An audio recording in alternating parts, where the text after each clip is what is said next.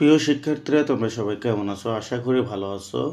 তো আজকে আমি তোমাদের ইংরেজি দ্বিতীয় পত্রের অ্যাসার্টিভ সেন্টেন্স থেকে ইন্টারোগেটিভ সেন্টেন্স কীভাবে তোমরা কয়েক সেকেন্ডের মধ্যেই অ্যান্সার করতে পারো সেই টেকনিকগুলো আমি এখন শেখাবো। আমি আশা করি তোমরা যদি মনোযোগ সহকারে আমার এই ভিডিওটা দেখো, খুব সহজেই তোমরা অ্যাসার্টিভ সেন্টেন্স থেকে ইন্টারোগেটিভ সেন্টেন্স মাত্র কয়েক সেকেন্ডের মধ্যেই অ্যান্সার করতে পারবা। তো চলো আমরা কথা না বাড়িয়ে দেখি কীভাবে অ্যাসার্টিভ সেন্টেন্স থেকে ইন্টারোগেটিভ সেন্টেন্স অল্প সময়ের মধ্যে তিনটা টেকনিক কাজে লাগিয়ে আমরা কীভাবে অ্যাসার্টিভ সেন্টেন্স থেকে ইন্টারোগেটিভ সেন্টেন্স করতে পারি। তো চলো এখানে আমি তোমাদেরকে প্রথমে শুরু করব যে মূলত অ্যাসার্টিভ সেন্টেন্স কী আর ইন্টারোগেটিভ সেন্টেন্স কী। যেহেতু আমরা অ্যাসার্টিভ সেন্টেন্স থেকে ইন্টারোগেটিভ সেন্টেন্স তৈরি করব, এজন্য আমাদের জানা উচিত অ্যাসার্টিভ সেন্টেন্সটা কী আর ইন্টারোগেটিভ সেন্টেন্স কী। তো চলো দেখি অ্যাসার্টিভ সেন্টেন্স অ্যান্ড ইন্টারোগেটিভ, মানে অ্যাসার্টিভ এবং ইন্টারোগেটিভ কী সেটা আমাদের প্রথমে জানতে হবে। তো দেখো, আমি অ্যাসার্টিভের মধ্যে দিয়ে খেয়াল করো, এখানে কী লিখছি, এক নম্বরে একটু খেয়াল করো, অ্যাসার্টিভ আমি লিখছি বর্ণনামূলক। আচ্ছা, এই অ্যাসার্টিভ সেন্টেন্স মূলত কোনো কিছুর বর্ণনা দেয়, ঠিক আছে? কোনো কিছুর বর্ণনা দেয় হচ্ছে অ্যাসার্টিভ সেন্টেন্সের কাজ। এখানে দেখো আমি লিখছি কোনো বিষয়ে বর্ণনা করা। তারপরে দেখো এবার ইন্টারোগেটিভ কি? ইন্টারোগেটিভ হচ্ছে কোনো তথ্য জানতে প্রশ্ন করা। মনে করো আমি তোমার কাছে যে কোনো একটা তথ্য জানতে চাইছি যে রহিম কি আজকে ভাত খেয়েছে? এখন তুমি বললা হয় হ্যাঁ, না হয় না, অতএব ইয়েস অর নো। তুমি এখানে এক কথায় প্রশ্ন করলে যে উত্তরটা হয় ইয়েস অর নো। অতএব ইন্টারোগেটিভ মানে হচ্ছে প্রশ্ন করা, বা যেটাকে আমরা বলি HW কোশ্চেন, ঠিক আছে? তো এখানে দেখো আমি একটা উদাহরণ দিয়ে তোমাদেরকে দেখাই। আমি কিন্তু দুইটা উদাহরণ দিয়েছি। দেখো অ্যাসার্টিভ সেন্টেন্সের মধ্যে আমি উদাহরণ দিয়েছি হি ইটস ম্যাঙ্গোস। তাহলে দেখো এখানে হি ইটস ম্যাঙ্গোস, এটা হচ্ছে অ্যাসার্টিভ সেন্টেন্স। যেহেতু এই যে ইটস এটা হচ্ছে মেইন ভার্ব যেহেতু ইটস, তাহলে সেখানে আমরা এটা কীভাবে পরিবর্তন করব? Doesn't he it mangoes. এটা কীভাবে পরিবর্তন হলো তোমরা পরের গেলেই বুঝতে পারবা। মূলত এখানে জাস্ট আমি পরিবর্তনটা বলে দিলাম, মানে পরবর্তীতে যদি আমি তোমাকে বোঝাই তাহলে তুমি নিজেই বুঝতে পারবা এটা কিভাবে পরিবর্তন হলো। তো চলো দেখি আমরা কিভাবে এটা পরিবর্তন হলো সেটা শিখে নেই। দেখো এবার আমি নিচে চলে যাই। এবার আমাদের যে অ্যাসার্টিভ সেন্টেন্স থেকে আমরা ইন্টারোগেটিভ সেন্টেন্স তৈরি করব। এবার অ্যাসার্টিভ সেন্টেন্সের গঠনটা আমরা একটু জেনে নেই। দেখো অ্যাসার্টিভ সেন্টেন্সের গঠন কি একটু খেয়াল করো।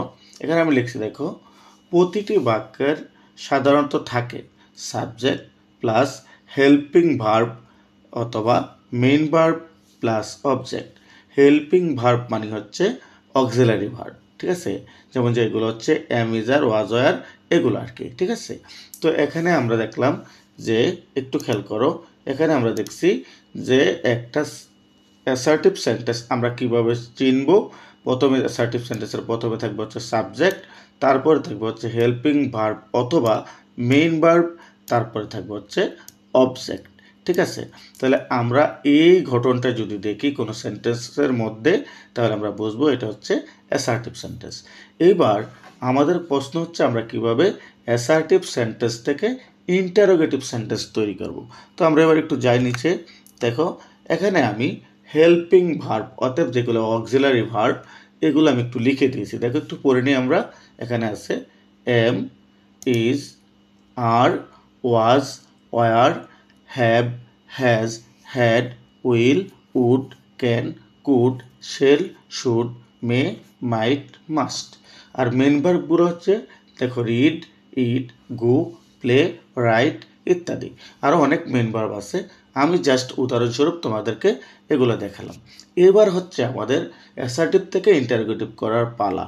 তো চলো আমরা চলে যাই কীভাবে অ্যাসার্টিভ থেকে আমরা ইন্টারোগেটিভ করতে পারি, ঠিক আছে?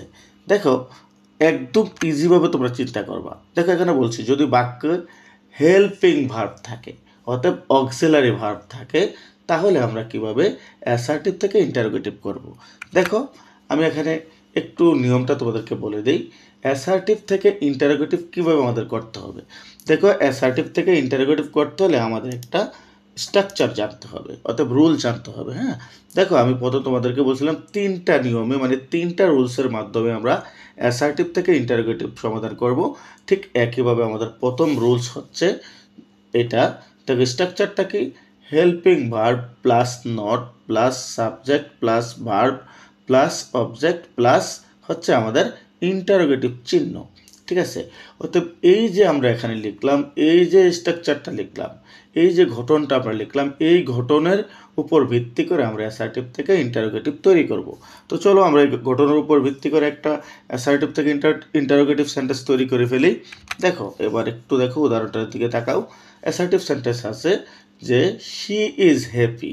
তাহলে অ্যাসার্টিভ সেন্টেন্স কী আছে বলো তো? She is happy. আচ্ছা, শি ইজ হ্যাপিকে যদি আমরা কি করতে চাই, ইন্টারোগেটিভ তৈরি করতে চাই, একটু খেয়াল করো এই জায়গাটার মধ্যে। যদি শি ইজ হ্যাপি, এটা হচ্ছে একটা অ্যাসার্টিভ সেন্টেন্স। দেখো আমরা কিন্তু অ্যাসার্টিভ সেন্টেন্সের একটা গঠন পড়ছিলাম, সাবজেক্ট ভার্ব মানে অক্সিলারি ভার্ব অথবা হচ্ছে মেইন ভার্ব বা এরপর হচ্ছে অবজেক্ট। তো দেখো এখানে হচ্ছে সাবজেক্ট হচ্ছে শি, শি হচ্ছে সাবজেক্ট, তারপর দেখো ইজ, ইজ হচ্ছে অক্সিলারি ভার্ব, আর হ্যাপি হচ্ছে অবজেক্ট। অতএব আমরা বলছিলাম যে সাবজেক্ট ভার্ব আর হচ্ছে অবজেক্ট যার মধ্যে থাকবে সেটা হচ্ছে অ্যাসার্টিভ সেন্টেন্স। তো আমরা দেখতেছি এটা একটা অ্যাসার্টিভ সেন্টেন্স। এবার এটাকে আমাদের ইন্টারোগেটিভ করতে হবে। দেখো এইবার যদি আমাদের ইন্টারোগেটিভের ক্ষেত্রে আমাদের যে রুলসটা ছিল সেটা হচ্ছে প্রথমে আমাদের হেল্পিং ভার্ব আসবে, তারপরে তার সাথে নট যুক্ত হবে, তারপরে সাবজেক্ট আসবে, তারপরে ভার্ব, তারপরে অবজেক্ট, তারপর হচ্ছে ইন্টারোগেটিভ চিহ্ন। দেখো আমি তোমাদেরকে সহজভাবে বলি, এই যে অক্সিলারি ভার্ব ইজ আছে, অতএব অক্সিলারি ভার্ব যদি থাকে, এই অক্সিলারি ভার্বটা সেখানে ইজ থাকতে পারে, আর থাকতে পারে, এম থাকতে পারে, যাই থাকুক না কেন, তার সাথে একটা নট যোগ করে প্রথমে নিয়ে আসতে হবে। দেখো এই জায়গাতে একটু খেয়াল করো, এই ইজটাকে আমি এখানে ইজ লিখছি, তার সাথে আমাদের যে নট যোগ করতে হবে আমি তোমাদেরকে বলছিলাম, এখানে নট যুক্ত করতে হবে। এখানে আমি লিখছি দেখো ইজেন্ট, মানে ইজ নটকে আমি সংক্ষেপে ইজেন্ট লিখলাম। তাহলে ইজেন্ট শি হ্যাপি, অর্থাৎ দেখো প্রথমে আমরা এই অক্সিলারি ভার্বটাকে সামনে আনার পর তার সাথে নট যুক্ত করছি, তারপর হচ্ছে সাবজেক্ট, তারপর হচ্ছে অবজেক্ট। অর্থাৎ এক কথায় কি, এই সাবজেক্টের জায়গায় কি আসবে, অক্সিলারি ভার্ব আসবে, আর অক্সিলারি ভার্বের জায়গায় সাবজেক্ট চলে যাবে। ঠিক আছে, তো দেখো এখানে ইজ নট শি হ্যাপি। দেখো তারপরের আরেকটা উদাহরণ, এদিকে 2 নম্বর উদাহরণটা দেখো, আমি এখানে লিখছি he is a good boy.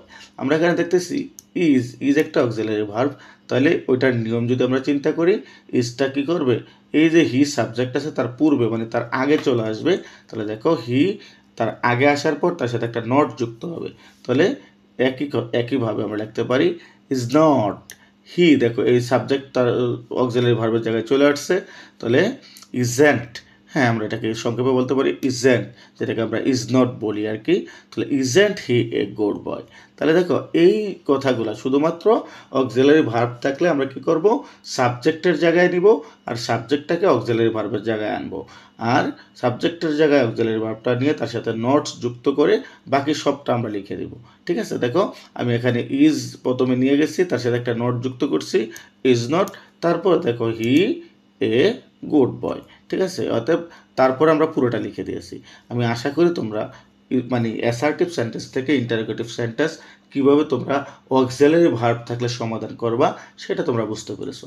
অতএব অক্সিলারি ভার্ব যাই থাকুক না কেন, যে কোনো অক্সিলারি ভার্ব থাকুক না কেন, শুধুমাত্র তোমরা কী করবা, সাবজেক্টের আগে আইনা তার সাথে একটা নট যুক্ত করে তারপরে সাবজেক্ট লিখে পুরোটা লিখে দিবা।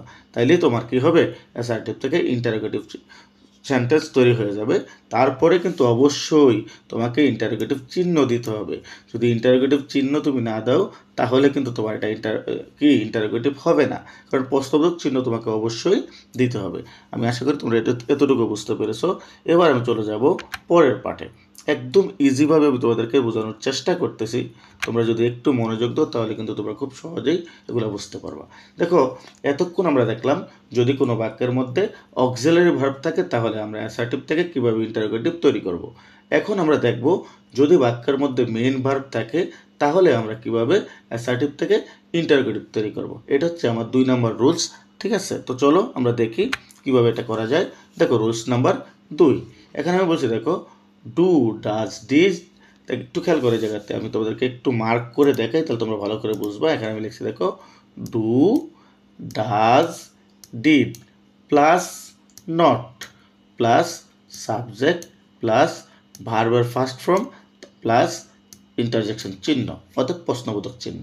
এই দিকটা খেয়াল করো, আমি একটু নোট করে লিখছি। এখানে দেখো, মেইন ভার্বের শেষে এস অথবা ইএস থাকলে ডাজ বসে। কথাটা বুঝো, যখন আমরা কোনো সেন্টেন্সের মধ্যে, কোনো অ্যাসার্টিভ সেন্টেন্সের মধ্যে অক্সিলারি ভার্ব পাবো না, যখন আমরা কোনো অ্যাসার্টিভ সেন্টেন্সের মধ্যে অক্সিলারি ভার্ব পাবো না, ওই জায়গাতে মেইন ভার্ব পাবো, তখন আমরা কিভাবে অ্যাসার্টিভ থেকে ইন্টারোগেটিভ করব। দেখো, যদি মেইন ভার্বটা, ওই যে মেইন ভার্বটা আমরা পাবো, যদি ওই মেইন ভার্বটা সাথে, মেইন ভার্বটার শেষে যদি এস বা ইএস থাকে, তাহলে আমরা কি করব, ডাজ দিয়ে, মানে ডাজ বসাবো। ডাজ বসানোর পর নট তার সাথে যোগ করে ঠিক আগের নিয়মে আমরা করে দিব। তারপরে দেখো, যদি মেইন ভার্বের সাথে কি, মানে মেইন ভার্বের শেষে যদি ইডি থাকে, যদি মেইন ভার্বের শেষে ইডি থাকে, তাহলে আমরা ডিড দিয়ে করব, তবে তার সাথে নট যুক্ত করে দেব, ডিডেন্ট। ঠিক আছে। তারপরে দেখো, যদি মেইন ভার্বের শেষে এস, ইএস বা ইডি না থাকে, তাহলে আমরা ডু বসাবো। অতএব এই ডু কোথায় বসবে, ডাস কোথায় বসবে, আর ডিড কোথায় বসবে, আমি আশা করি তোমরা ব্যাপারটা বুঝতে পেরেছো। এখন আমি তোমাদেরকে উদাহরণ দিয়ে ব্যাপারটা বুঝাবো। একটু খেয়াল করো উদাহরণের দিকে। দেখো, আমরা উদাহরণ লিখবো এখন। উদাহরণটা কি একটু খেয়াল করো, আমি 3টা উদাহরণে দিব, ডু, ডাস, ডিড, এই 3টা দিয়ে আমি উদাহরণ দেবো। দেখো, এখানে আমি লিখছি হি ইটস রাইস। দেখো, এখানে হি ইটস, আমি যদি একটু তোমাদেরকে যা উপরে যে কথাটা বলছিলাম, যে যদি আমরা এখানে দেখতেছি এই যে ইটস মানে খাওয়া, এটা কিন্তু ভার্ব, মূল ভার্ব হচ্ছে এটা, মানে মেইন ভার্ব। তাহলে এখানে দেখো, এই ইট এস এর সাথে কি আছে, এই যে ইটস এর সাথে এস আছে। আমরা বলছিলাম ভার্বের শেষে যদি এস বা ইএস থাকে, তাহলে সেটাকে ডাজ দ্বারা করতে হয়, তাই না? ডাজ দ্বারা ইন্টারগেটিভ বানাইতে হয়। তো দেখো, এই জায়গাতে আছে হি ইটস রাইস। তাহলে এখানে দেখো এস যুক্ত আছে ভার্বের পরে, এজন্য আমরা লিখছি ডাজ। দেখো, ডাজের সাথে কি হবে বলো তো, ওই যে আমরা অক্সিলারি ভার্বের সাথে যেরকমভাবে ইজ নট লিখছিলাম, মানে ইজের সাথে নট যুক্ত করছিলাম, ঠিক এখানেও আমরা ডাজের সাথে নট যুক্ত করবো, তাহলে ডাজেন্ট। ঠিক আছে। তারপরে একইভাবে আমরা হি রাইস, হি ইট রাইস, অর্থাৎ হি ইট রাইস, ওই এস কিন্তু উঠে যাবে। কেন? এখানে ডাজ নট বসাইছি আমরা, মানে ডাজেন্ট বসাইছি, যার কারণে এসটা উঠে যাবে। তাহলে এখানে হচ্ছে does not he eat rice. আমি আশা করি তোমরা এই ব্যাপারটা বুঝতে পেরেছো। এবার আমি তোমাদের 2 নম্বরের উদাহরণটা দিব। দেখো, আমরা প্রথমে ডাজ দ্বারা ডাজ কীভাবে ব্যবহার করবো সেটা আমি বলছিলাম। এখন হচ্ছে আমাদের, একটু খেয়াল করো, এখন হচ্ছে আমাদের এখানে আমরা কিভাবে ডিড ব্যবহার করব। দেখো, এখানে আমরা বলছিলাম যদি মেইন ভার্বের শেষে ইডি থাকে, তাহলে ডিড হয়। তাহলে একইভাবে দেখো, এখানে লিখছি আমরা দে প্লেড ফুটবল ইয়েস্টারডে। তাহলে এখানে দেখো, এখানে এই যে প্লে মানে খেলা করা, যে প্লের সাথে ইডি যুক্ত আছে। দেখো, এই ইডি যখন যুক্ত থাকবে, আমরা এখানে বলছিলাম যে মেইন ভার্বের শেষে ইডি থাকলে ডিড বসে। এবার যেহেতু আমরা এটাকে ইন্টারোগেটিভ বানাবো, অ্যাসার্টিভ থেকে ইন্টারোগেটিভ বানাবো, তাহলে আমাদের এখানে হবে ডিডেন্ট, কারণ আমরা জানি তার সাথে নট যোগ করতে হয়। আমি কিন্তু স্ট্রাকচারের মধ্যে বলে দিয়েছি যে do, does, did plus not plus subject plus ভার্বের ফার্স্ট ফর্ম প্লাস কি ইন্টারোগেটিভ চিহ্ন। তো একইভাবে দেখো, আমরা এখানে দেখতেছি, এখানে এই যে প্লে ভার্বের পরে কিন্তু ইডি আছে, তো ইডি থাকলে আমাদের কি হবে, ডিড দ্বারা আমরা করতে হবে, ডিড দ্বারা। তো তার সাথে আমরা কি করব, নট যোগ করব। তাহলে দেখো, আমরা এখানে লিখছি did they play football yesterday. তুমি যদি এখানে এইটা দাও ডিড, তাও কিন্তু হবে, কিন্তু এই জায়গাতে তুমি নটও বসাতে পারো। তুমি যদি এখান থেকে did the play football yesterday এটা দিলেও কিন্তু তোমার এটা হয়ে যাবে, তবে এখানে তুমি নট বসায় দিবে। তো ডিড নট, অর্থাৎ এখানে এনটি যুক্ত করে দিবে, এন লিখে তারপরে এখানে একটা টি বসায় দিলেই ডিডেন্ট হয়ে যাবে। ঠিক আছে। তাহলে ডিডেন্ট দ্য প্লে ফুটবল স্টার্টে। আমি আশা করি তোমরা 2 নম্বরটাও বুঝতে পেরেছো। এবার 3 নম্বরের উদাহরণটা আমরা দেবো ডু এর ক্ষেত্রে। দেখো, এখানে আমি লিখছি 3 নম্বরের ক্ষেত্রে, একটু খেয়াল করো। 3 নম্বরে আমাদের এটা কি আছে, ইউ লাইক কফি। এখানে দেখো, ইউ লাইক কফি। দেখো, এখানে আমরা লাইক একটা ভার্ব, এ লাইক যে ভার্ব আছে, এটার পরে কিন্তু এস বা ইএস অথবা ইডি কোনো কিছুই যুক্ত নেই। আমরা বলছিলাম কি, যদি মেইন ভার্বের শেষে এস, ইএস বা ইডি না থাকে তাহলে ডু বসবে। দেখো এখানে কিন্তু লাইকের পরে মানে লাইকের যে মেইন ভার্বটা লাইকের পরে কিন্তু এস, ইএস বা ইডি কোনো কিছুই যুক্ত নেই। এই জন্য আমরা লিখছি হচ্ছে ডু ইউ লাইক কফি। তো তুমি যদি এখানে ডু ইউ লাইক কফি লেখো তাও তোমার অ্যান্সারটা হবে, তবে এখানে ডু এর মধ্যে এনটি যুক্ত করবা, ডু নট, অথবা আমরা যেটাকে ডোন্ট বলতে পারি। তাহলে এখানে আমরা লিখবো হচ্ছে ডোন্ট ইউ লাইক কফি। ঠিক আছে, তারপর আমরা এই চিহ্নটা দিয়ে দেবো। আশা করি তোমরা এই ব্যাপারটাও বুঝতে পেরেছো। এবার আমি চলে যাব হচ্ছে তৃতীয় নম্বর রুলসে। আমি যেহেতু তোমাদেরকে বলছিলাম 3টা রুলসের মধ্যে আমার এই ভিডিওটাতে তোমরা অ্যাসার্টিভ থেকে ইন্টারোগেটিভ শিখতে পারবে। তো আমার প্রথম 2টা রুলস চলে গেল, এখন হচ্ছে 3 নাম্বার রুলস। দেখো 3 নাম্বার রুলসটার মধ্যে যদি একটু খেয়াল করো, এখানে আমি লিখছি কি সাবজেক্ট, মানে সাবজেক্ট যদি বডি অথবা ওয়ান থাকে, হ্যাঁ বডি অথবা ওয়ান থাকলে তাহলে সেটা কী হবে, যেমন মনে করে everybody, everyone, nobody, no one, somebody, someone, none ইত্যাদি থাকে, তাহলে ইন্টারগেটিভ কীভাবে করব আমরা। দেখো এই জায়গাতে একটু খেয়াল করো, এই জায়গাতে আমি লিখছি বডি অথবা ওয়ান যুক্ত ওয়ার্ডের পরিবর্তে হো। যদি আমরা দেখি কোনো সেন্টেন্সের প্রথমে আমাদের কি থাকে, এই শব্দগুলো থাকে, এই যে শব্দগুলোর উপর আমি বললাম এগুলো যদি থাকে তাহলে আমরা প্রথমে হো দ্বারা মানে প্রথমে আমাদের কি করতে হবে, হো দ্বারা প্রশ্ন করতে হবে। ঠিক আছে, মানে HW দ্বারা প্রশ্ন করতে হবে। তাহলে হো দ্বারা যদি আমরা প্রশ্ন করি, দেখো হো প্লাস অ্যাফার্মেটিভ, তারপর হচ্ছে হলে হো প্লাস অ্যাফার্মেটিভ যদি হয় তাহলে ডু, ডাজ, ডিড, তারপর সাথে নট যুক্ত হবে। ওই একইভাবে আমরা উপরে যে রুলসগুলো পড়ছিলাম একইভাবে তার সাথে নট যুক্ত হবে। আবার যদি সেটা অক্সিলারি ভার্ব হয় তার সাথেও নট যুক্ত হবে, প্লাস ভার্বের ফার্স্ট ফর্ম প্লাস বাকি অংশ। তাই আমি কয়েকটা উদাহরণ দিয়ে তোমাদেরকে একটু দেখাই। ব্যাপারটা দেখো, অ্যাসার্টিভ সেন্টেন্স এখানে আছে, দেখো এভরিবডি লাভস হিম। একটু খেয়াল করো, এখানে আমাদের ভার্ব কি আছে বলো তো, আমাদের এখানে ভার্ব আছে কিন্তু লাভড। দেখো লাভস, এই যে লাভস এটা হচ্ছে ভার্ব। দেখো এখানে কি আছে, এস যুক্ত আছে। আমরা সাধারণত বুঝি LOVE লাভ, এখানে যদি এই এস যুক্ত আছে তাহলে আমরা উপরে মানে পূর্বে পড়ছিলাম যে যার সাথে যেই মূল ভার্বের সাথে যদি এস বা ইএস যুক্ত হয় তাহলে সেখানে তাকে ডাজ দ্বারা মানে প্রশ্ন করতে হয়। তাহলে এখানে আমি ইন্টারোগেটিভ বানাতে গেলে দেখি হু কেন বসলো, যেহেতু আমার এখানে প্রথমে এভরিবডি আছে এই জন্য আমরা হু দ্বারা প্রশ্ন করতেছি। ডাজ কেন বসলো, ডাজ এই যে ডাজ নট, হ্যাঁ তাহলে এখানে হচ্ছে দেখো লাভের পরে এস বা ইএস থাকতে যদি থাকে মানে মূল ভার্বের সাথে যদি এস বা ইএস থাকে তাহলে সেখানে ডাজ দিয়ে প্রশ্ন করতে হবে, মানে ডাজ বসবে। তাহলে এখানে দেখো এখানে এস আছে, তাহলে এখানে আমরা ডাজ তার সাথে নট যুক্ত হবে, তাহলে ডাজ নট, হ্যাঁ তারপর লাভ, তারপর বাকিটা লিখে দেবো লাভ। দেখো এখানে এস উঠে যাবে, যেহেতু আমরা এখানে ডাজ নট বসাইছি, যেটাকে আমরা ডাজেন্ট বলি, এটা যেহেতু আমরা ডাজেন্ট বসাইছি যার কারণে আমাদের এই এসটা থাকবে না, তাহলে লাভ হিম। তাহলে এখানে হচ্ছে কি সে কে তাকে ভালোবাসে না, অর্থাৎ এই জায়গাতে আমরা একটা প্রশ্ন করে দিলাম। এবার দেখো 2 নাম্বারটা দিয়ে আমরা খেয়াল করি, একইভাবে আমাদের দেখো এখানে প্রথমে আছে এভরি ওয়ান, এখানে দেখো যে ভার্বের পরে কিন্তু এস যুক্ত আছে। একইভাবে তোমরা করবা, আমি এটা করলাম না যেহেতু তোমার ভিডিওটা অনেক বড় হয়ে যাবে। একইভাবে আমি প্রত্যেকটার মধ্যে দিয়ে দিচ্ছি। দেখো এবার 3 নাম্বারে যে উদাহরণটা আসবে সেটা একটু খেয়াল করো। দেখো উদাহরণ এবার হচ্ছে 3, একইভাবে তোমরা এটা সমাধান করে নিবা। দেখো ওইগুলা দিয়েই সামবোর্ডে দিয়ে এটা করছি। ঠিক আছে, এটা এই জায়গাতে ইডি আছে, আর ইডি থাকলে হচ্ছে ডিটেন্ট হয় তোমরা জানো। তো দেখো এখানে সামবোর্ডে থাকার কারণে হু বসিয়েছি, তারপরে দেখো হেল্প, এখানে হেল্পের সাথে ইডি যুক্ত আছে হেল্পড, তাহলে এখানে ইডি যুক্ত থাকার কারণে আমরা ডিটেন্ট বসাইছি। তারপর হচ্ছে আমাদের পুরোটা লিখছি মানে ইডি উপর পড়ে গেছে, তারপর হেল্প হার, এতটুকু। একইভাবে আমরা প্রত্যেকটা জিনিস একইভাবে দেখো এখানে সামওয়ান দ্বারা করছি, সামওয়ান কল্ড ইউ, তো এখানে আমরা তাও সামওয়ানের কারণে আমরা হু বসিয়েছি, কল্ড দেখো ইডি আছে, ইডির জন্য আমরা ডিটেন্ট বসিয়েছি, তারপর কল ইউ। ঠিক আছে, একইভাবে তোমরা এটা করে নিবা। নোবডি লাইকস লায়ার্স, এটা একইভাবে আমি করেছি, তোমরা এভাবে করে নিবা। তারপর 6 নাম্বারটাও তোমরা করে নিবা। আসলে আমি এগুলা একটা বুঝিয়ে আসলে আমি একটা বুঝেছি, তো এই একটা তোমরা যদি ভালো করে বুঝে থাকো তাহলে তোমরা কিন্তু প্রত্যেকটা করতে পারবা। তা আমি এগুলা করে কিন্তু সময়টা নষ্ট করতে চাচ্ছি না, ভিডিওটা অনেক বড় হয়ে যাচ্ছে।